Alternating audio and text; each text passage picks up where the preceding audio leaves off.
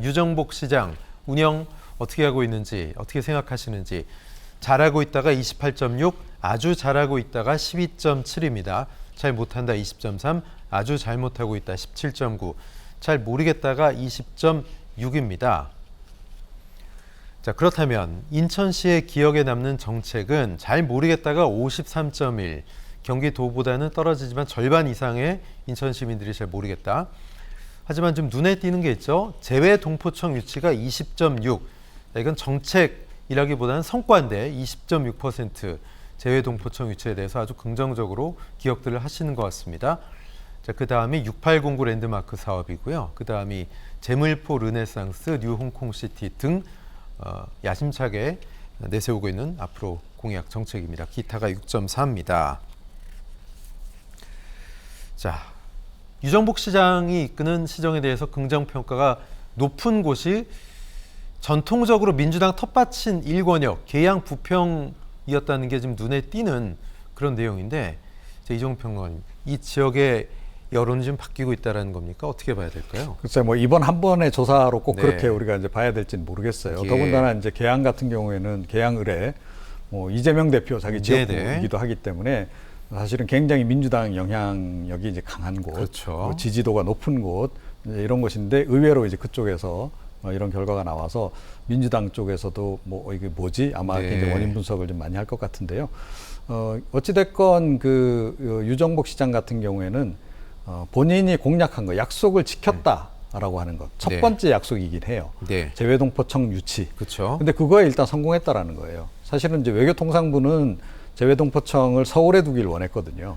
그리고 다른 지역에서도 마찬가지 유치하려고 네. 애를 많이 썼던 거고, 기존에 재외동포 재단이 있던 제주 같은 경우도 굉장히 유치를 적극 희망했고, 그런데 어찌됐건 본인이 이제 약속한 거를 한 건이라도 해냈다라는 거죠. 네. 그게 주는 의미가 굉장히 크다라고 저는 봐요. 그러니까 일단은 기대감을 확 높이는 효과가 네. 이제 있다는 거고, 그리고 이 사안 자체는 굉장히 오랫동안 재외동포 사회의 수건 사업 가운데 하나였기 때문에 더욱더 이제 그 의미가 있는 거죠. 그래서 일단은 그 효과를 좀 상당히 좀 보고 있다. 그런데 뭐 마찬가지죠. 뭐 향후에 이제 그 유정복 시장 같은 경우에도 추가적으로 본인이 공약했던 것들을 이제 계속 이런 식으로 달성을 시켜 나간다라고 한다면 네. 뭐 인천 지역 분위기를 확 다 바꿔놓을 수도 있을 것이다. 그런데 아직까지는 그 정도는 좀 아니지 않나 이렇게 좀 생각을 합니다. 예. 반대로 유정복 시장이 지난해 6일 지방선거 전 당협위원장이었던 곳이 바로 남동 갑 지역인데, 이 지역은 보수 정당의 선거 때마다 전략 공천으로 탐내는 선거구가 연수구죠.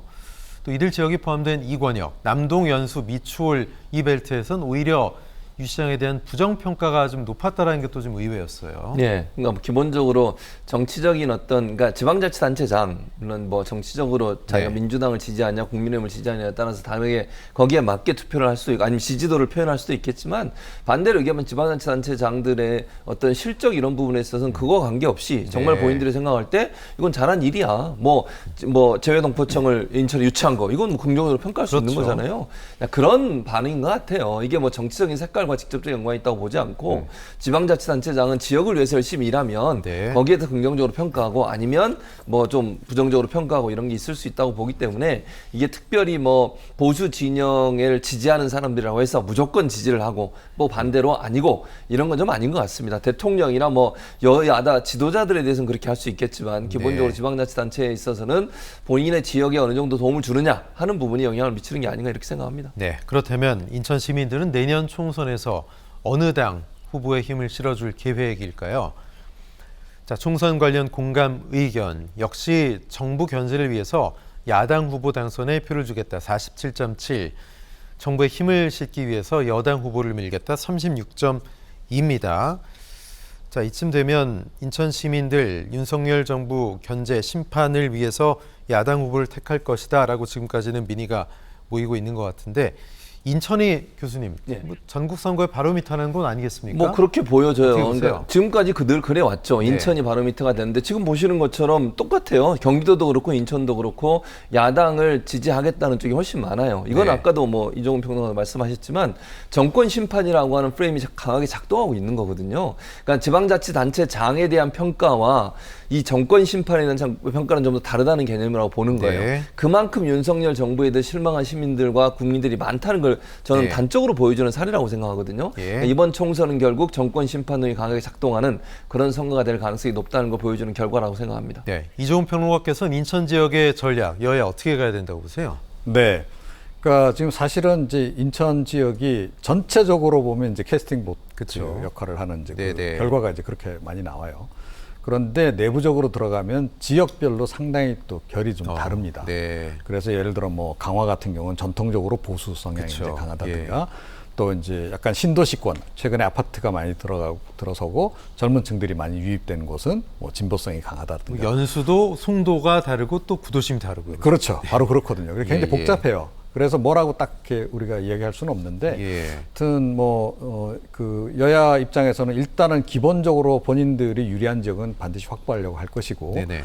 그와 동시에 이제 자신들이 불리하다고 생각되는 것은 침투하는 전략을 쓸 수밖에 이제 없는 그런 상황이 아닌가 이렇게 생각을 하고, 그런데 전체 지금 이제 여론조사 결과에서도 우리가 파악을 했듯이 국정 전반의 상황이 지금 많이 투영돼서 지금 네. 나타나고 있잖아요. 그렇다라고 전제한다면 중앙 정치를 결국은 잘해야 되는 네. 이런 상황이다.